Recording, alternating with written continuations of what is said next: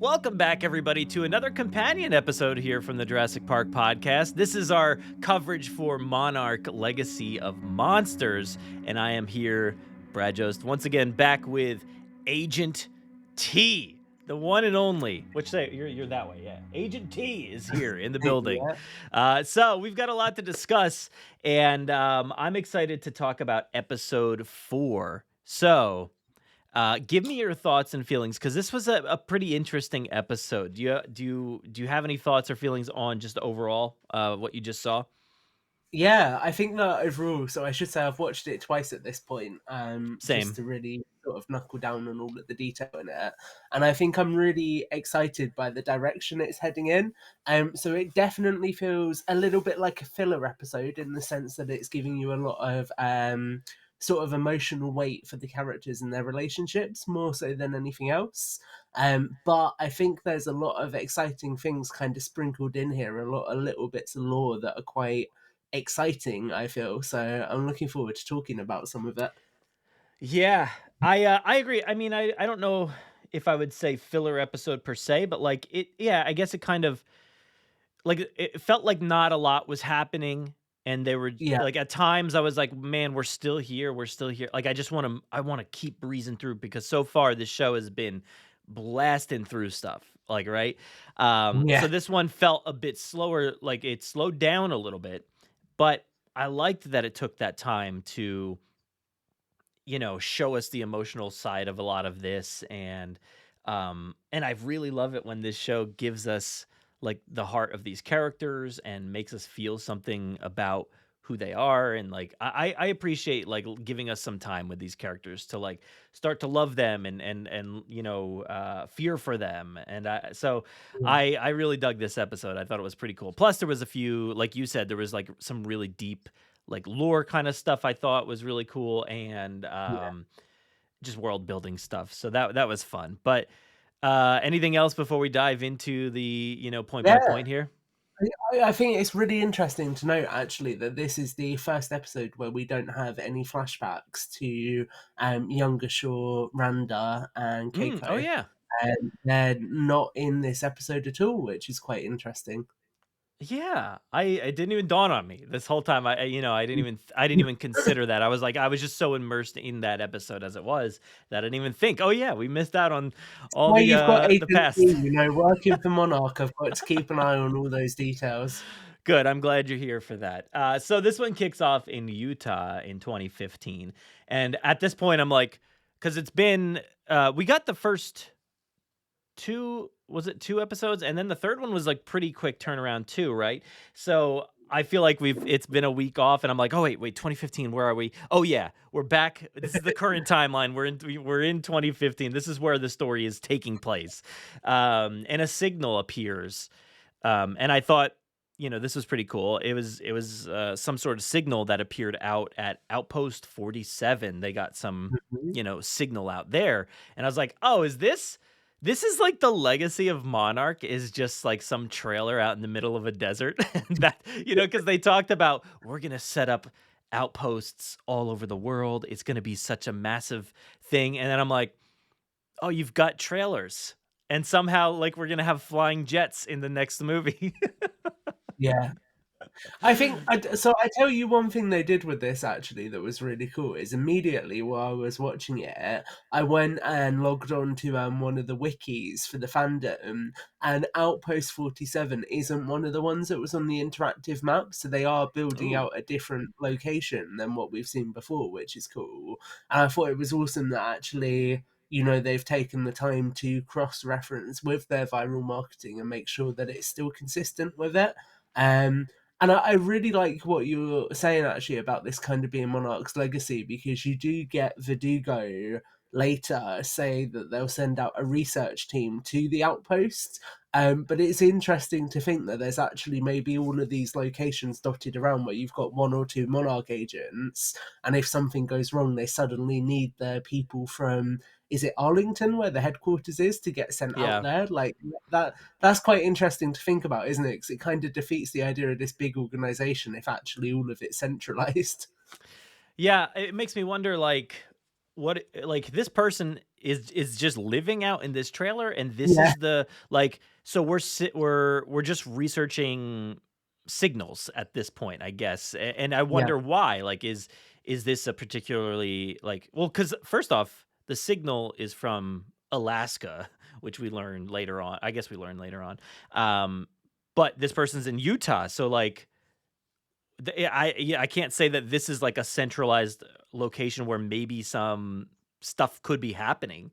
Maybe there's yeah. like signals out in Utah. Maybe there are, but it's interesting that this old piece of equipment under a seat is like beeping and gets a reading out in Alaska. So I don't know what's going on with these outposts, but I want to learn more about about all that. So Yeah. I thought that was kind of interesting. But we do head back to Alaska.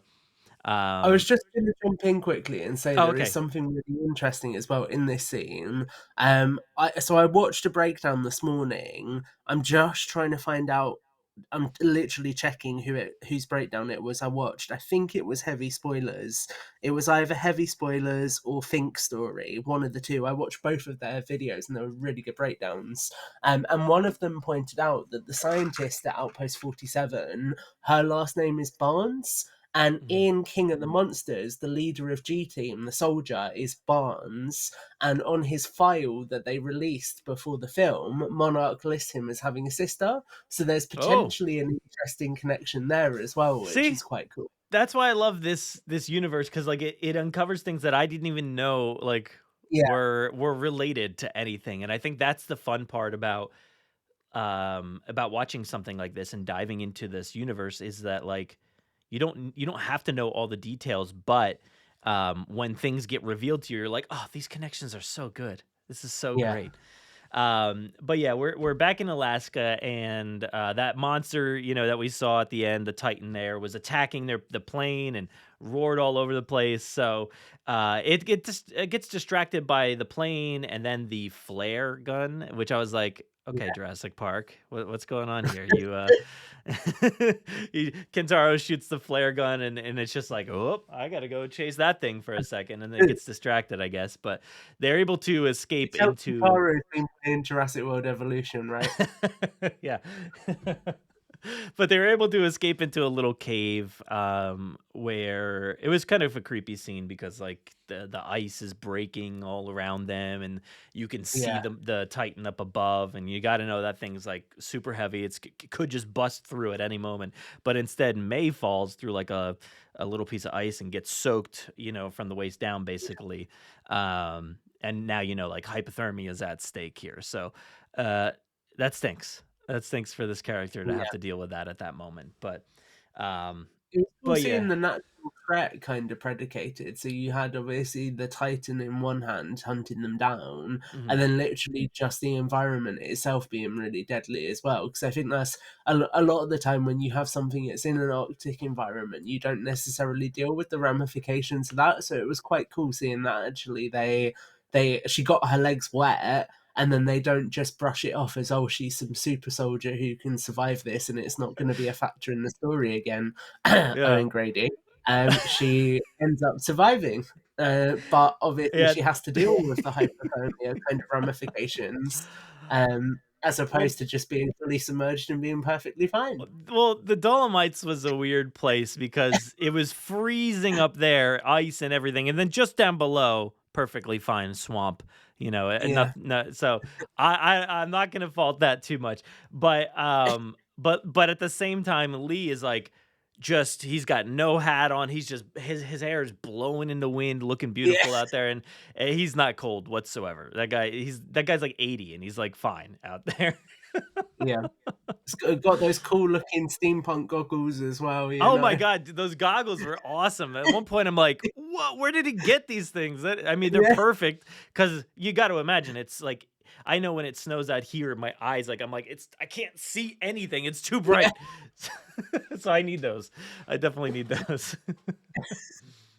But this is the part where we kind of get the context of the episode. I feel like where we flash back to 2014 and Kentaro's at like an art installation of his, like he, set up this thing. He's working with somebody to uh set up his work in this place, and he's having like a hard time, I think, describing his art and like Yeah. and himself and his process and everything. So, it was a cool scene to kind of set the tone, I think, for what's about to happen throughout this episode.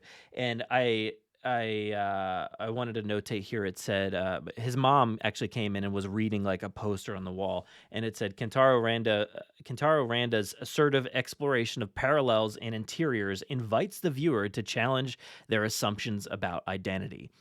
And Mm. that is like, you could have put that basically as the tagline for this episode, the summary for this episode, because I felt like that was like setting the tone and saying like, this episode's all going to be about like challenging what the people within the episodes think of each other, and like, and what do we think about who these characters are. So I thought that was pretty cool, a nice way to tie Yeah. things together. I think it's interesting as well because actually the title of the exhibition, at least in my opinion, hints at where the entire story is going as well, which is interiors. Interiors, yeah. I know, yeah, it was interiors and parallels. They're like, well, oh, and which we'll learn later. It's like this, it's like paralleling like a thing from space, but it's actually the Yeah. interior of the planet. Like it's like, yeah, it's very on the nose, I think, but like I appreciate this kind of stuff. And then like later on, Kentaro, like just a minute later, like he's taking a picture of the sign out front, and he accidentally takes a picture of May as she's walking by, their first meeting ever. And you know, she's like, "Can you delete this and stuff?" And she looks at the Yeah. poster at one point, and she's like, "Is this really you? Like, is this who you are, basically?" And he's like, Yeah, like he's not even sure about like who he is, and his identity, I guess. So this, Yeah. I think later on it'll come more into focus too. But um, Yeah, I think it's worth just noting here. Remember, and we'll come back to this later, I'm sure, as we get more into the character. But just remember that May's first interaction with Kentaro is her wanting him to delete the photo, so she doesn't want somebody to have a photographic record of her. yeah, yeah, I thought that was pretty interesting too. All right, so we're back in 2015 now in Alaska, and they're traversing the mountaintops. Pretty simply, they're just wandering around Alaska. They don't know where they're going, but I I uh, uh, I thought it was interesting. They don't really believe Kentaro about like where or what he saw out in the snow out there. Like he says he saw a place, and nobody believes Yeah. him at all.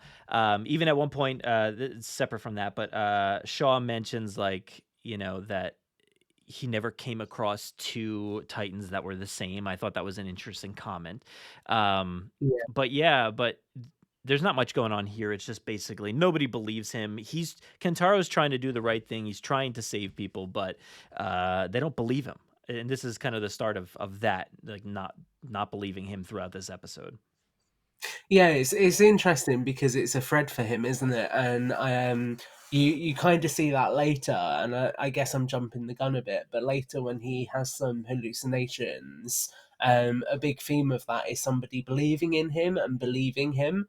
And that I kind of think runs to the character's core. Really, is actually him wanting this people to have trust in him. But I think it's really interesting in terms of the context of the MonsterVerse as well, because it paints a wider picture actually and parallels really the universe that these characters are within, where even though you've seen these big monsters, there's not people who believe it, right? Like you have that taxi driver from the first episode saying it's Yeah. CGI. There's still this whole element of what's true, what's not true, and it's actually interesting in a way because that character study almost reflects the whole theme of Monarch and this organization as a whole as well. Yeah. Yeah, and this is even the comment that is made like right at this moment. He says he's trying to save May, he's trying to bring her to this place Yeah, and get her help, and he's like, "Would you just?" And then it cuts to 2014, and he says, "Trust me," and he's like holding out his hand to her. yeah, Like, so I love that parallel of the storytelling here. That's pretty cool. And he brings her into a bar, and she's like, "This is a dump. Like, what is this place?" yeah, And it goes back to that comment before about the assumptions, to challenge their assumptions of identity. And it's a dump on the outside, but inside it's this beautiful bar. Like so, Yeah.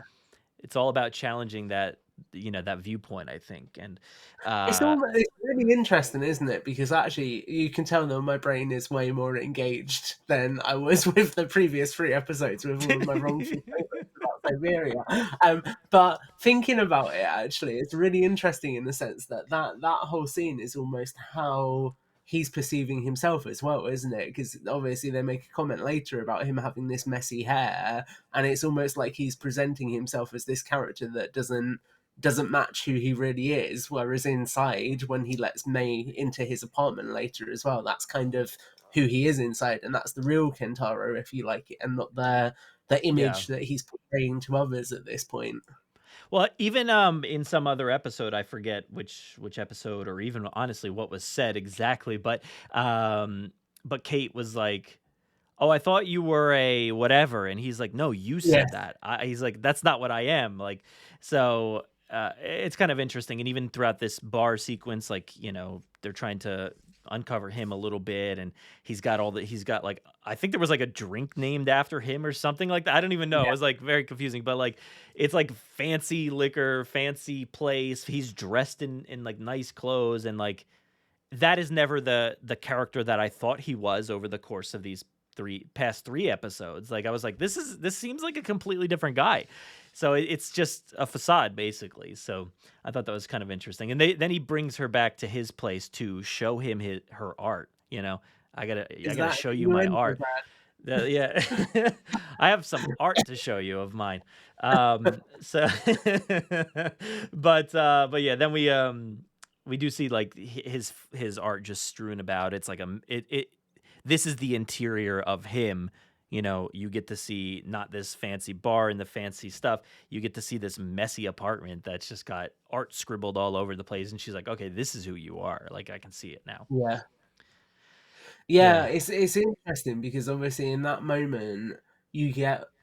So I'm just gonna go for it, Brad. I'm gonna bring us forward a little bit as well. So the things in the entire apartment, you get this sort of juxtaposition where Kentaro as a character is really sort of wearing his heart on his sleeve at this point, and he's kind of being really honest with May about who he is, what he does, what he's into, all of those kinds of things. And May, even at this point, you're seeing this character who is incredibly defensive about any kind of information about her whatsoever. So I literally wrote it down. When she's asked what she does to work, she says computer again, which is Yeah. exactly what she says in the previous episodes. And she's very, very non-committal about what she's doing, who she's working for. And she makes some comment about leaving where she was in America and not liking it and coming to Japan instead.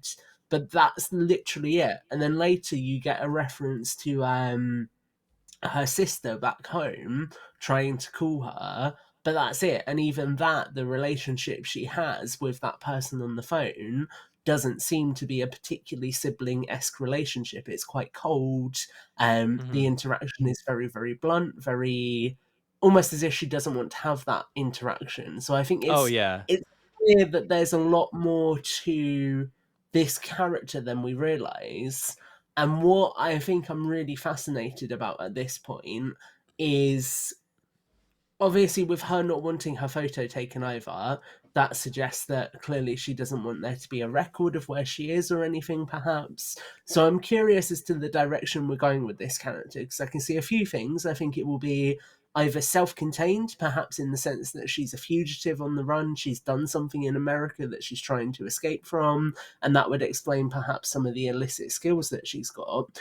Or the other thing I could see this connecting to, which I think would be really interesting, is obviously we're focused on Monarch in this story, but we know that Apex is still functioning in the background. The character that Charles Dance plays in King of the Monsters is still going to be doing something somewhere at this point. So could we potentially see her connected to them somehow? I feel like there's a lot of possibility.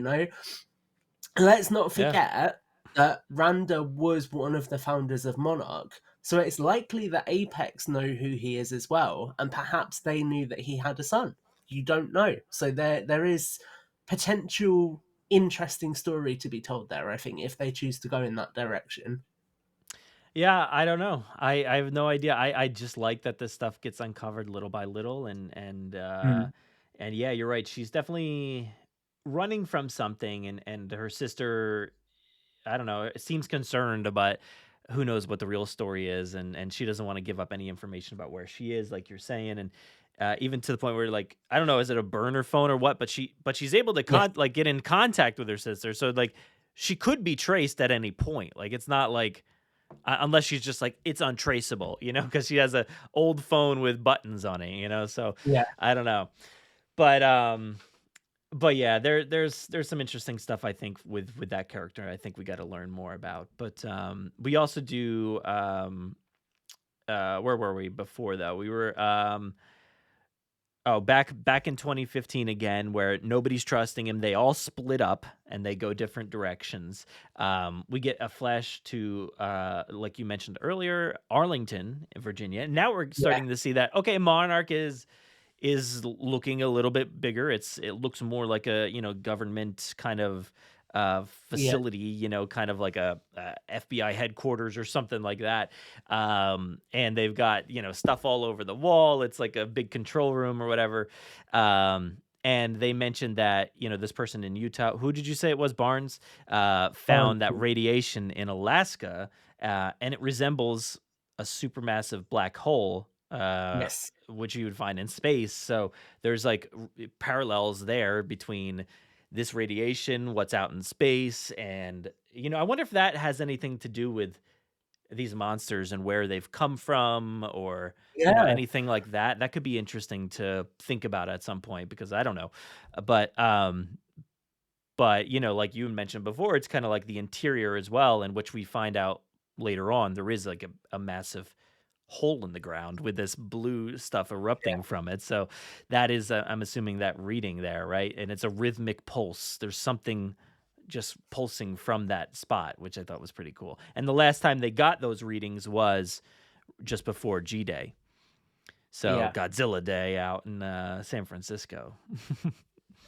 Yeah, I think is very much setting up for the Hollow Earth, Mhm. which is fascinating because it implies that Kong came out of the Hollow Earth, and actually no, it Well, yeah. doesn't because the specific language they use makes it related to the two Mutos because it's related to the incident at the nuclear storage facility. This is again from the video that I was watching earlier, so I'm fully just going with research that somebody else has done. So thank you to whichever channel it was that did that. They say that there's two other incidences of it, which are basically the two Mutos, which is quite interesting because either it is space related.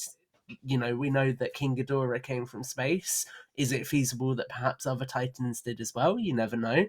Or B, it is related to the Hollow Earth. And I think that makes sense because in this universe, if you don't have the Earth's core inside the Earth, but rather have this other environment entirely, of course that place is going to have radiation. Of course it's going to be an incredibly different and toxic environment because that is where the core of the planet is and where we know that scientifically the stuff that holds everything else together has to be. So therefore, that's a really interesting concept for it. And actually, I think it sets a really interesting precedent for the idea that the Titans have always been coming out of the Hollow Earth. Because when you think about episode one or episode two, I think it's episode two, when Shaw stops the Jeep and he looks up in the sky, the trail he sees is the exact same color as the radiation that's coming out of the hole in this episode. So I wouldn't be surprised if that's Mhm. indicating that that creature had also come from the Hollow Earth. So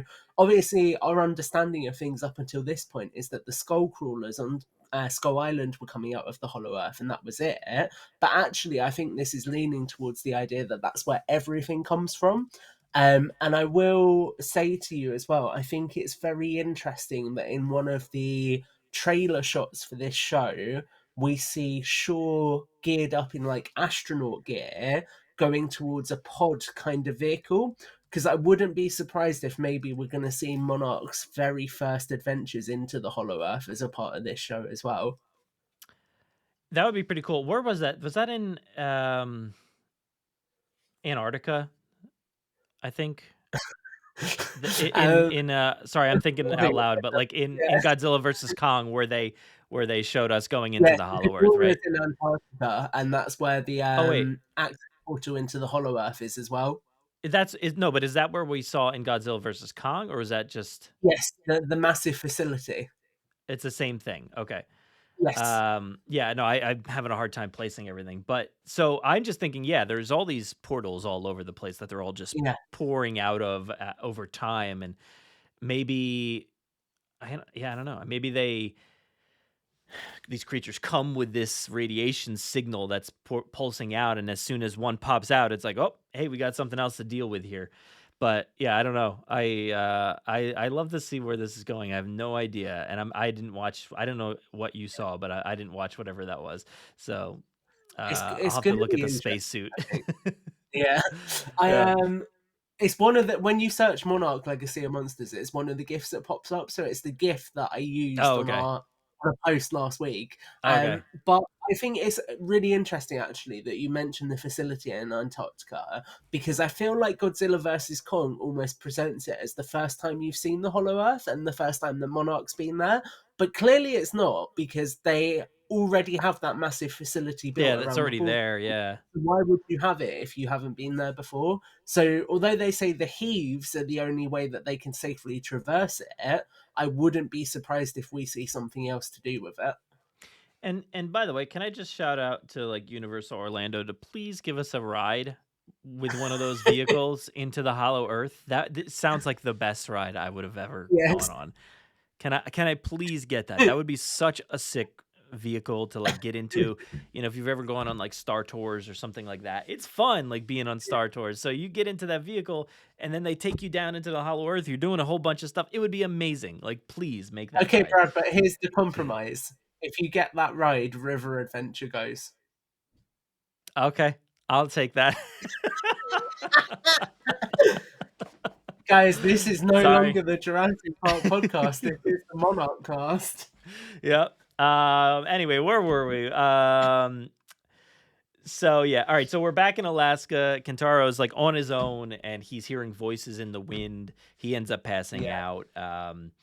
And the other group like just realizes like, oh my god, we just walked in circles. Now we're back at the tent. yeah, And I like that Lee mentions like Titans bring out these odd effects on their surroundings and how they experience them. I thought that was kind of cool. Like, and maybe that's what Kentaro's hearing. Like, I don't know what his deal is, but like he's hearing voices and like yeah. and they're having odd effects and circling around and the storm that was in the sky. Like, so there's things that these monsters, these Titans bring that like change the environment. I thought that was kind of cool. I don't have we ever Yeah. experienced anything like that in this franchise before?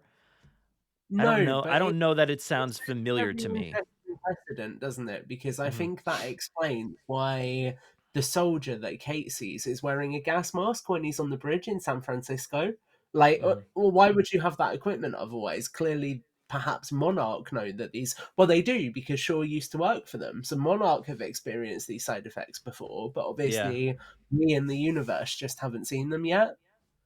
I think Yeah. that's a recurring theme that I really like with this show is it makes the universe and in terms of the encounters that this organization's had feel so much wider because obviously we knew that there were these other outposts set up from the viral marketing, but what this show is doing is really giving you a grounded sense of actually there's been other things that have happened in this universe without you seeing them, which is quite cool.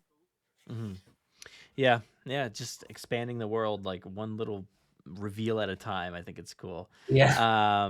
So at this point we already talked about these pieces here, but we know Tacoma sucks. Don't go there apparently. Yeah. Not my words, that's from May. She said it. She's ignoring the phone call for a bit. Back in 2015 again, we see that they're back in the tent and they've got a fire going. There, she's like getting some feeling back in her legs, so that's good. I didn't ever expect like she was gonna die, or Yeah. or anybody else in this moment. I didn't think she was gonna lose her legs or anything.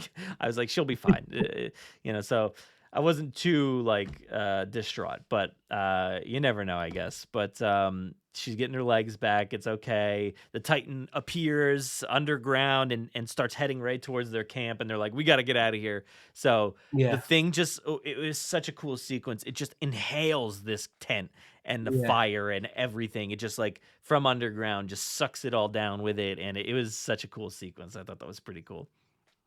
I think they did a really good job of actually making this Titan feel quite foreboding, and I Hmm. like the idea that it builds into what other creatures in fiction do quite well, which is you never like. There's a lot of time where you don't see the full creature; you just see parts of it, and that's a lot more terrifying. Yeah, yeah, definitely. We do cut back to Monarch headquarters as well, and they're given their basically like presentation about like what's going on and what the readings are and how are we going to handle this thing? Like, what are we going to do? And I think this is our confirmation that Tim, there's nothing more like threatening than Yes. whatever he said. He said like no one's ever threatened by a Tim or something. Yeah. So I feel like we get our confirmation that Tim is to me a good guy. Like Yeah. he's like what's going on here, people? Like we did this so we could help save people and their loved ones from dying. Like you Yeah. gotta care more. Like what are we doing here? So I feel like he's a good guy. What do you think?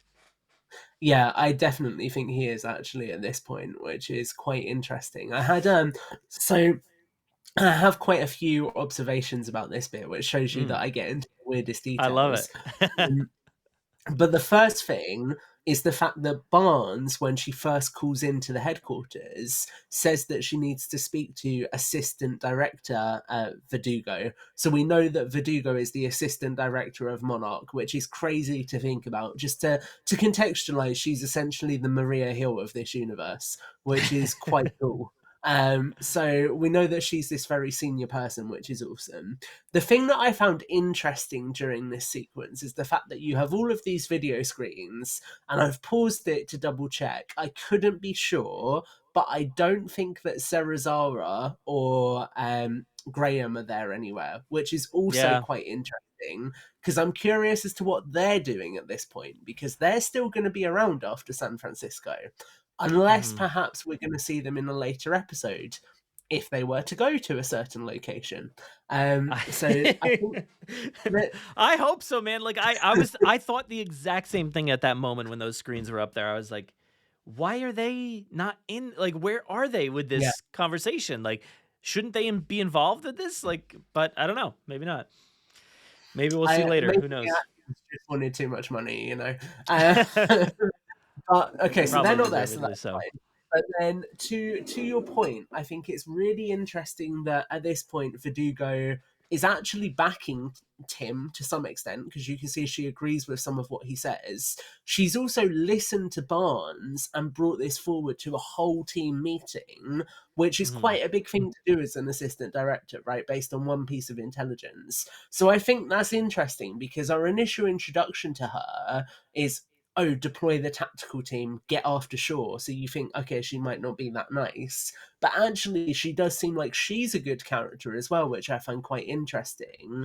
And what I think was particularly prominent was that when Tim referenced not losing any more loved ones to Titans, you see her visibly look down and sort of disassociate from the Hmm. conversation for a second. So clearly, we're going to get some backstory that explains what has happened to her, why she's doing this, and the emotional investment that she's got in this because clearly she's lost loved ones. And there's so much they could do there. Like I'm going to blow your mind right now, Brad. Can you imagine if one of the kids who didn't get off the bus was hers? Oh my god. Why would you do that to me? That's horrible. That is It's horrible. it's Yeah. there's so much there's a lot of potential to Oh. really ground these characters and their motivations, which I think is really really exciting. Yeah. I guess when somebody says to you like the last time we saw a reading like this was before Godzilla came out and destroyed a city, like I think you Yeah, as a director or assistant director or whoever, you'd be like, "Okay, all right, maybe we should take this seriously." But that's yeah, that's good because you feel like most movies where something bad like a big world-changing event is going to happen, everybody's like, no, that can't be true. And then they just go on about their business. And then by the time they realize, it's always too late. So it's good to see Monarch is taking, these threats seriously, and it's scientific, and they're not like just not caring about what's going on. So that is good to see. Yeah. Yeah. So we're back. Where are we now? We are, I think, where are we? Oh, back in Alaska. I lost my notes. I was like, I went all the way up to the top again. Kentaro is he's been kind of flashing back and forth between, things going on. He's following like an illusion of his dad into the blizzard further. He ends up finding that facility that he saw from a distance. He had mentioned it was like a big golf ball or something like that. So you see that there's some other smaller facilities, and it kind of transforms from his art installation place, like the building, and then it reveals itself to be that place, which I thought was cool. He's basically like struggling with reality right now, and maybe this seems to, which I would associate as assuming to be related to the Titan itself, with affecting the reality around them. So maybe he's just hallucinating a bit because of that, I guess. And he's kind of flashing back and forth between 2014 and now. So I thought that was pretty cool. He sees his dad's pencil shavings, which I'm like, this guy's shaving pencils everywhere he goes. He's like, dude, he writes hard, dude. Stop writing so hard. Pencil shaver. I mean, like, I use pencils, but I don't know when the last time I had to do that. So I don't know. This guy's a new habit, clearly, Pratt. He's doing it all the time. He's like furiously writing theories about these Titans. So he's constantly redoing it. So luckily he's leaving breadcrumbs all around. And I thought this was an interesting part because like Kentaro walks up to the building, but in his mind, he's walking into his art installation and he's seeing all those faces all around. And basically there was like something earlier, there was like that thing that his mom was reading, and it basically said like, they want you to like step into this and see these faces flashing before you, and basically see these different emotional states, and like realize like what ones do you identify with, like who are you, and so he's basically like looking at his dad like in the reflection. I thought that was kind of interesting, and he basically just abandoned the rest of his people. So I'm wondering, he inside of him, he's probably having some turmoil about like, did I just abandon them like he did for us, and it's a struggle, and I feel like maybe, I don't know if we didn't really see Kate's side of it. At one point, she was just like, "No, we can't let him go." But like, I wonder if she's feeling abandonment like her dad, when he's just like, "No, you guys go take these bus tickets to Reno. I got stuff to do." But I wonder if he's worried about becoming his father or anything like that. And his dad, he has like a little conversation with his dad about, which seemingly is about 2014 and the art installation and showing up and stuff, but also it kind of blends into now, and like, I didn't know this would be like the last time I saw you and stuff like that. So it's kind of interesting that like, he's flashing between conversations that may have happened or maybe didn't happen. I don't even know. And then like also maybe what he wants to say to his dad. So I thought that was kind of interesting. Yeah, it was very emotive, and obviously him getting his dad saying that he's proud of him, which is clearly what he was sort of longing for, was quite. I guess. I mean, the way I saw it though, his dad was like, "You did a great job. Congratulations. I am proud of you." And like, that's not the response you really want. Like, sure, you want to hear those words, but like, it was just so cold, and I don't know what they were trying to tell us there. Like, I'm having a hard time. He wouldn't have missed it for the world, didn't he? And when you think about the context of what this man's doing, it's quite significant. Yeah, that is true. That is very true. So I'll give him that. But I'm just not connecting with the guy himself. I feel like, I don't know what they're trying to tell us about him, because he just seems like a bad dad at this point, like he's abandoned people. I know he's looking out for people, and that is his reasoning, is he's trying to help and save people, but at the same time, he just keeps abandoning people. So, and the way whether this was reality or not, like if this actually happened in 2014 and he gave these cold responses, I just thought it was interesting that he was saying all the right things and saying he wouldn't have missed it, but it was just like, I'm here, good job, great work, Yeah. Kentaro. I love you, or whatever he said. Like I just thought it was interesting that there was no emotion to that conversation at all, from his dad at least. But basically, I like that his dad's thoughts or his words kind of like transformed into like the radio sound, and like basically you heard like the radio, and that's where he's like, oh my gosh, I can contact people for help. So it brought him back a little bit. I am. You're going to be impressed. I actually have my phone in hand to do research this time rather than saying something that is non-factual. But I was just double checking that it was Apex in Godzilla versus Kong. It was. So I'm going to say something interesting here, which is obviously his father got the communications working, because when he gets there, it's still on and it's still working. But as far as we're aware, at least, and it could be that there's a double bluff and actually they know he's not, but Monarch seem to think he's dead.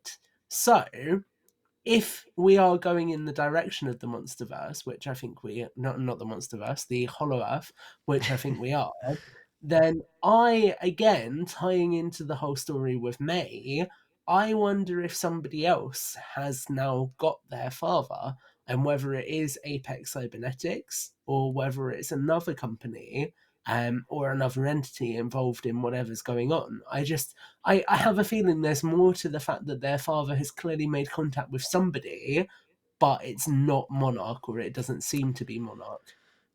Yeah, I don't know. I don't know. Like, this would have all. When would this have all happened? Because like their dad went missing a long time ago, right? This is Kong. Well, yeah. So he went missing in 2014,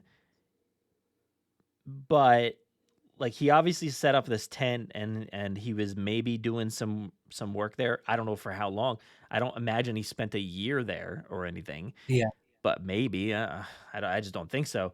So, but this place is like falling apart as well, and there's just like a little bit of snow in there, and it's still operating. Yeah. So it's like it almost gives you the sense that like, and plus like his pencil shavings were like just out in the middle of the snow, Yeah. and like not covered by snow or anything. He's just enough to see him right there, and then also on that desk with the radio, it's just right there. So it makes me feel like that his dad was maybe just here. Like that they just keep missing him. So I don't know if that timeline works out. Maybe he didn't. I don't know. Do we? Yeah, I don't know. Well, wait a second. Did their dad died just maybe recently though, right? Because they obviously died, yes. in quotes. Yeah. So maybe he went missing, in 2014 after the attacks, and then, he died, in a plane crash or whatever it was. So I guess like it could just be really recent. It doesn't have to. Doesn't have to have been there for like a while. So I guess that does check out, at least for me, because I'm thinking about this timeline. When does all this take place? I have no idea, but yeah. But it seems like it could check out. Add a bit more credence to it as well. Obviously, the shavings that are out in the snow, that could just be part of the hallucination anyway. That it could be, yeah. Direction, and if they're inside a building, like you say, there's only a little bit of snow in there, so they're not going to be covered, but they could still be fairly old. So I think I think the timeline is very much still up in the air, isn't it? Yeah, but I don't know. So I'm trying about the timeline. That's why I was bringing it up. Is like, is there a chance that he called for help before Tim tried to track down? He went and noticed he was in his own house, like that guy's house, and he's like, "Oh my god, like what am I doing here?" And so maybe he got picked up. Maybe he got picked up in the meantime, like while all this was happening. So it's possible that he is with Monarch, I think, but like maybe Tim didn't realize, or or anything like that. I don't know. He could be there, but I like your idea that maybe somebody else picked him up, but I don't know that we have any. I don't know that we have any idea outside of other films that there would be any other companies involved just yet, right? So Yeah. I don't know. So anyway, but he does call for help, and Lee and the others were about to like light up this dinosaur. Wow, what is it? Titan. They're Wrong about to light it franchise, up. Dad, wrong franchise. Wrong one, I know. And then it attacks their Literally little telling me camp. that Tim runs a website called Collect Jurassic or something. This is very much confusing me. I wrote Tom in my notes, and I was like, wait, wrong person. But anyway, they call for help. The helicopter comes. They just narrowly escape, and everybody's all good. And that's when Tim/Tom, whoever, Agent T, is at the helicopter there, and he's like, it's, I didn't expect to see you here. It's been a long time, or whatever he said. It's nice to meet you or something, finally, I think it was. He's like, it's nice to finally meet you, Colonel Yeah. Shaw. That reveal was so cool, because when you see the door open initially, if you look really closely, you can see the Monarch emblem on the shoulder of the soldier who's like stood behind the door. So instantly I was like, oh, they have not gone back to the Coast Guard HQ. I don't know where they are. And then when he appeared, I was like, oh my god. Yeah. So that was cool. That was nice. I'll be interested to see where he takes them next, and what the plan is. The computer's fried, so I guess all that information is gone. So yeah, we'll see. But I thought it was a fun episode, and pretty deep at times, and thought provoking, obviously, and not as breezy of a pace as some of the others, but it was pretty good, and I'm excited to see where it takes it. So, I am as well. How many episodes are there? 10? Is there 10? 10, yeah. Okay, so we're not at the halfway. We're almost halfway here, but I was like, oh man. I hate it when you get to a halfway point in a show and you're like, it's almost over. Yeah. I'm really curious to see how they're going to build things out, because obviously Tim, in every scene he's been in, has placed a lot of weight on Randa's files, and he does so again in this episode. At first, when he first talks, he says about it's mentioned in Randa's files, and I find it quite interesting that there was that facility that Kentaro ended up in the first place, because that was clearly a military facility, because that was a satellite dome that was on it. So at some point in time, there's been military in that area as well. So I'm really curious to see how it all unfolds, because obviously I think I said this last episode, but we know that something's happened between Shaw and Randa at some point, and they've gone their separate ways.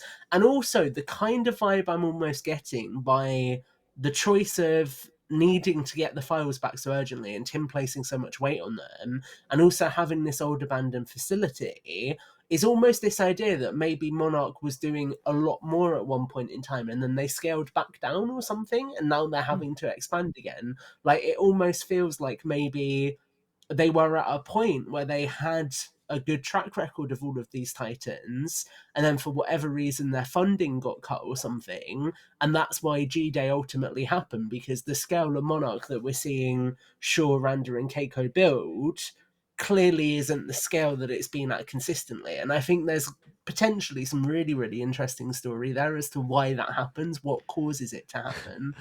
What is wrong with us? We get extra stories, and we just want to know more stories that take place in between those stories. I just need all the stories. Don't leave anything out. Tell me everything. So yeah, Brad, just you wait for the next episode we're recording and some of the things I've come up with, my friend. Well, don't give them all away, man, because like you got to keep your own. You got to keep them close to your chest, man. Those are some good ideas, I'm sure. So anyway, thank you everybody for watching this video, and yes, we are going to be talking about Jurassic World Chaos Theory on the Jurassic Park podcast. So please, listen to that shortly when that comes out, or it should be out. Well, shortly after this episode, but I'm excited to talk about it with. I don't know if I'm going to be talking about it with Agent T, though. Might be somebody else. Yeah, it's going to be somebody else. Don't worry. So, Agent T, I know you probably don't want anybody to find you, but do you want to talk about anything else before we head out of here? That's classified, Pratt. All right.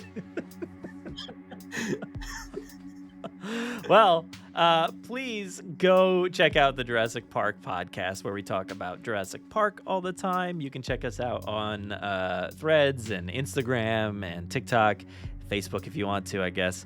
And the podcast itself, Apple Podcasts, Spotify, Audible, Amazon Music, places like that, where we have new episodes every week.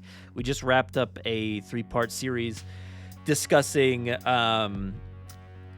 the original score for Jurassic Park. It was really great. So had a good time with that one. And then we're going to be talking about Chaos Theory next. So thank you everybody for watching, and we'll see you next week with episode 5. It looks like it's going to be a good one. So bye everybody.